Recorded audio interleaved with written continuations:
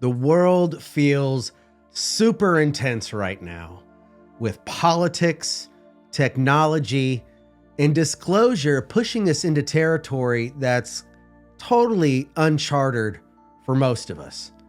But, this isn't a time to allow fear to take over our minds, our bodies, and our souls. It is actually a time to reclaim our power and find the good in all this chaos. Because, I think it's important to remember that with every action, there is a reaction and so on and so forth, which always brings us to the next stage of reality, right? This collective consciousness we all live in, this simulation, whatever you want to call it. But once we're able to make sense of it all and get a hold of our minds, our bodies, our souls become centered, we can create a reality based on love and unity and abundance. And it's hard to see the forest through the trees with everything happening right now, but that's what has to happen in order to be able to take your power back. So in this episode, we are going to explore how the recent election, AI advancements, hidden technologies, and even how alien disclosure can all be seen as opportunities to break free from the fear and align with truth, your truth, and step into your natural, divine, creative power, the part that makes us human. That's the piece. So I know a lot of these topics are hard to talk about and sometimes people don't want to hear them, but I think it's important to have these conversations. And I'm glad that we are allowed to say what it is that we need to say without being censored. I think that's pretty important. I think that having the freedom of speech is one of the most amazing things that we do have in this country. But anyway, let's go ahead and start with the elephant in the room. And that Trump is back for his second election. And love him or hate him, it's not about the man. As much as many want to point a finger at one single person, it's not about one single person. It's about the system, And the media it's doing its usual thing. It creates division. No matter who's on what side, there's always media in there trying to just separate everybody. And there's a lot of people stuck in this narrative loop, pointing fingers like these are bad people, and people just believe in what they believe in. And some beliefs are so strong that they tie into your heart, But there's a much bigger question to all of this. And that is, who is really writing the story? Who is writing your story? All right, well, now let's talk about artificial intelligence and the giant $500 billion bill to build the AI infrastructure within here in the US. The government is essentially betting $500 billion on the future of artificial intelligence. Now, is this the dawn of tech utopia or a digital dystopia? Honestly, that's up to us. And, and that's some of the biggest conversations that are happening right now with all of the tech world is we have opened Pandora's box. Artificial general intelligence is once we get to the point of human status with AI, but we're already seeing artificial superintelligence, which is far beyond human intelligence. And that is going to happen. It's in the cards, and they already can predict when basically it's going to be ready. Maybe 2026, 2027, if not sooner. Here's the truth, though. AI is already everywhere, and you're most likely engaging with it on a daily basis, whether you know it or not. Whether it's your next binge watch that you're being recommended, to the chat bots that you're having conversations with that you think you're smarter than. But with this kind of money, we're talking about a whole new level. We're talking about automated warfare, smart cities, and predictive policing. So I don't know if you remember what's that movie called with Tom Cruise, Minority Report? Well, that is exactly kind of what we're talking about here. A monitorization of society in such a way that we can't even really imagine knowing your not only every move, but your every thought that's going through your head. And I've even heard some people quote that basically what'll happen is this is a way that crime will totally be eradicated, because in order to be able to unlock someone's visual thoughts, they would have to get a court order. Everything else is under lock and key, right? Security, that's going to be a whole new thing. And, the real question is, who's in control of all this stuff? That's the biggest question. And what is the real purpose? It's more than that. Are we building tools to empower humanity or tools to control it? And here's a deeper one. Are we asking the right questions about AI, or are we letting someone else decide its narrative for us? I don't know. I don't think we have much of a choice. Maybe you do. Well, what kind of choice do we have?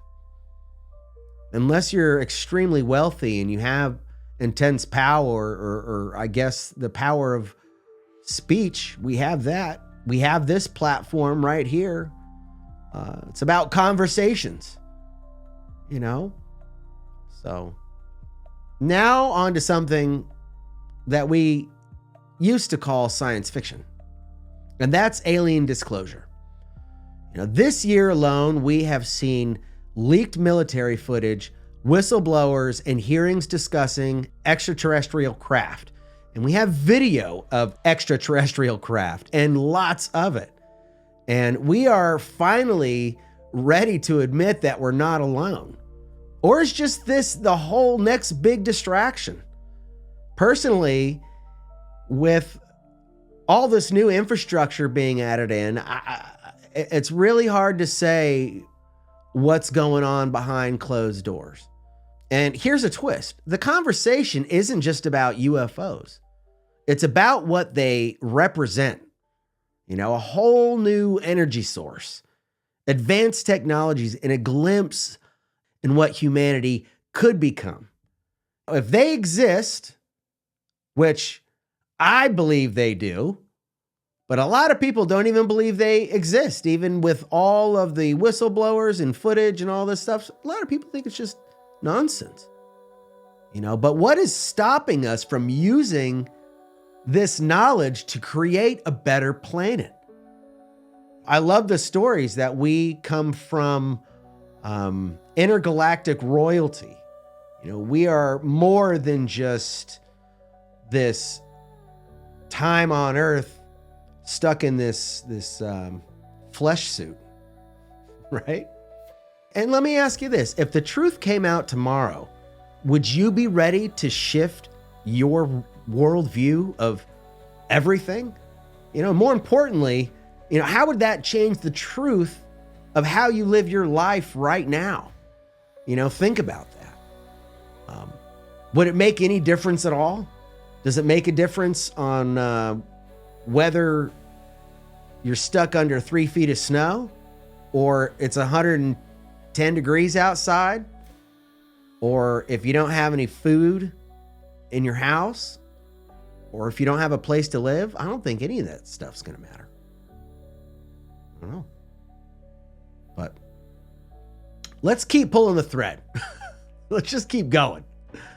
There are thousands of reports of unidentified drones and whispers of black operation projects.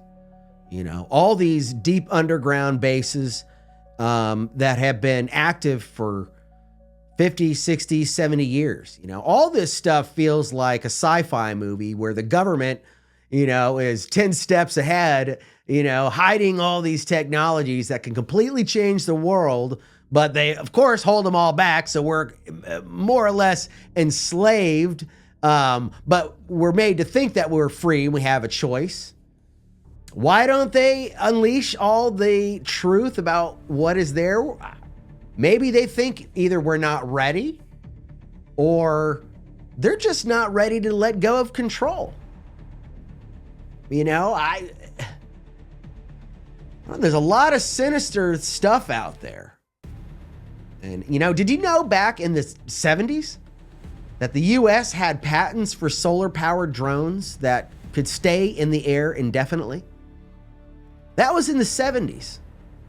So imagine what is possible now, 50 years later.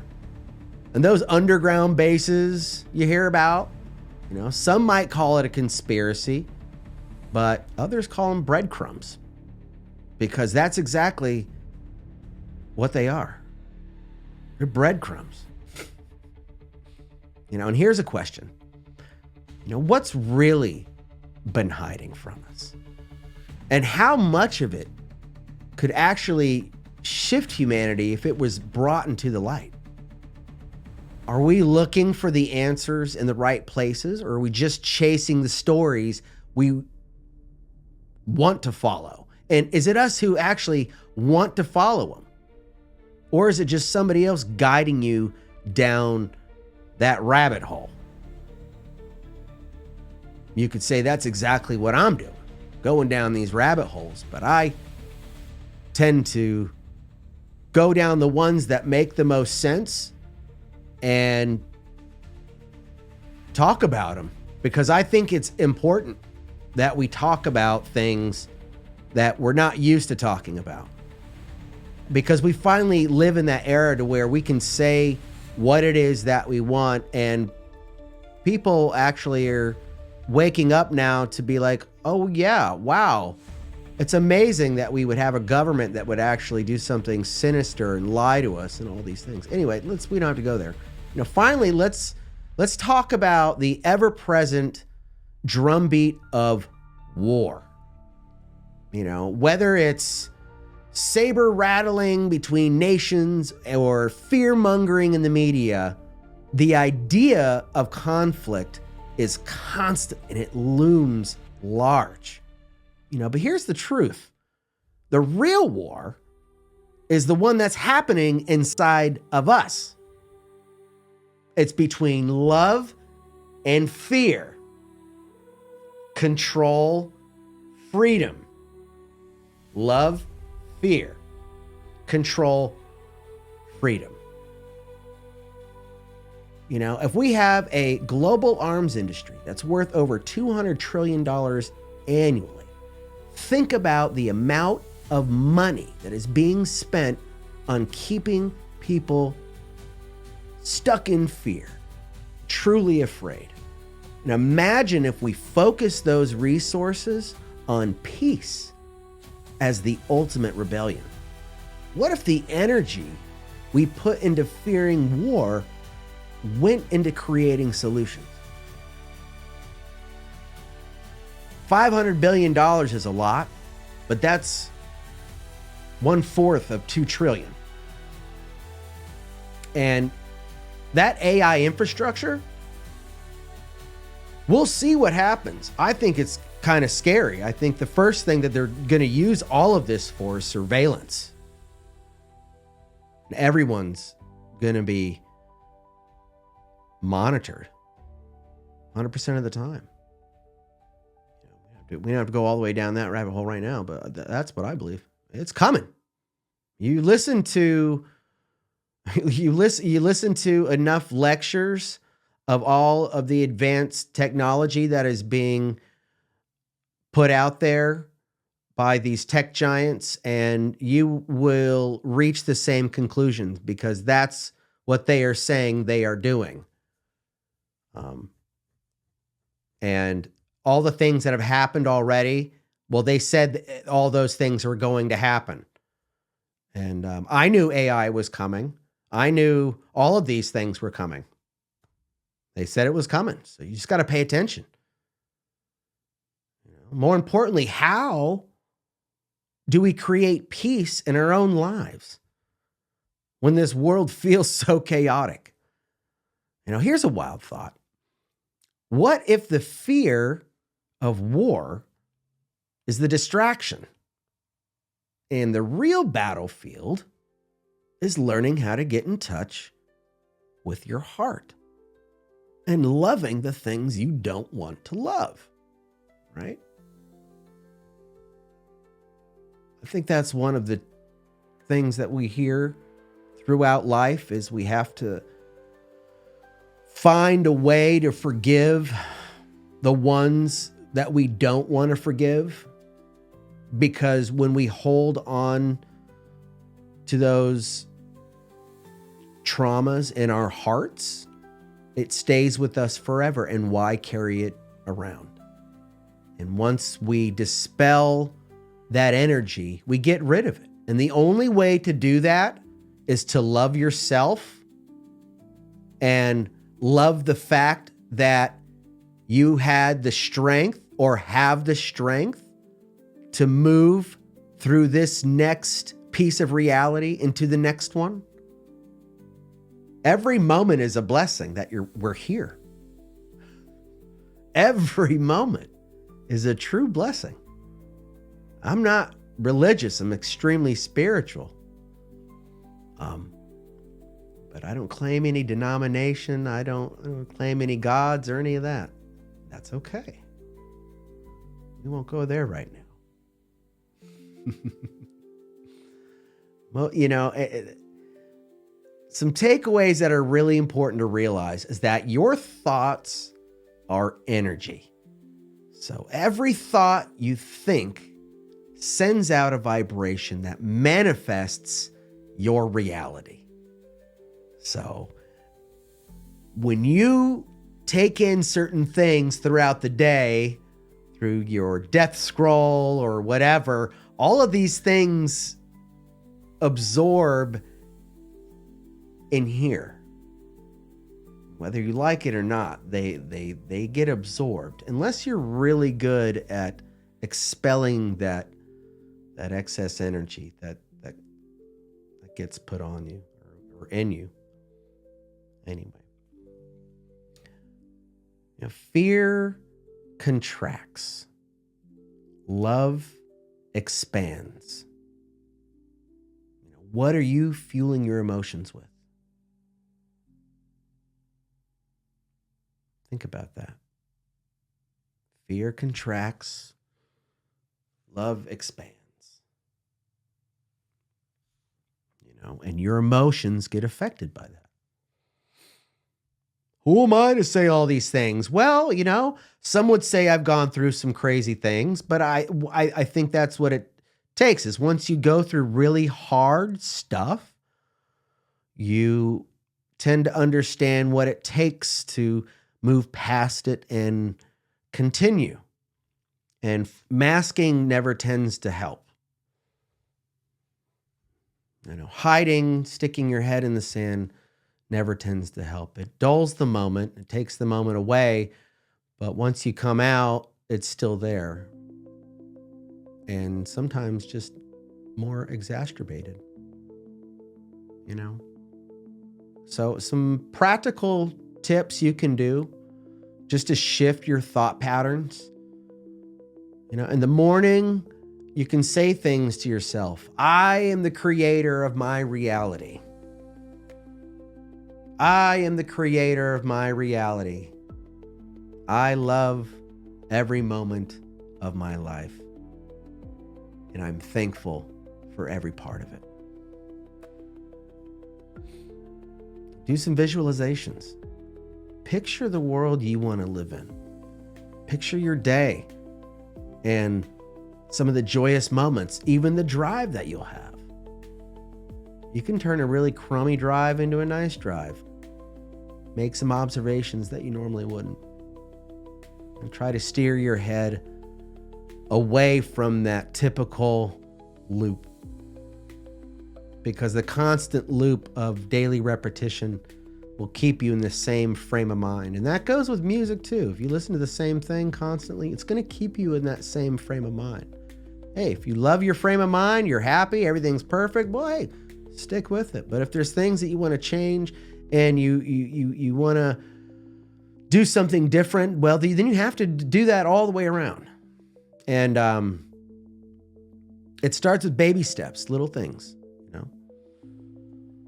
So, something else you can do is meditate. Do some meditating. Meditating is real easy. So, one of the best ways you can step out of fear is to create. Creating, I believe, is part of our nature. We are creators. So write something, paint something, build something, get some Play-Doh, whatever aligns with your highest self. That's how you want to tap into your power. And how do you know what kind of things you could do? Well, just try different stuff. If it feels good and you like it, well, winner, chicken dinner. Beyond everything else, this is the most important time to awaken. Your thoughts, emotions, and energy create your world. Reclaim your power by choosing love over fear and by being intentional about your inner state. Even in the unknown, with all these UFOs and drones and black operations, hidden technologies, AI, and oh my God, and the truth and light will emerge, and you have the power to shape how it unfolds. That's how we're figuring out how all this really works. It really starts with you inside of your mind and your heart and becoming centered. When they say you can truly create your reality, well, that is real.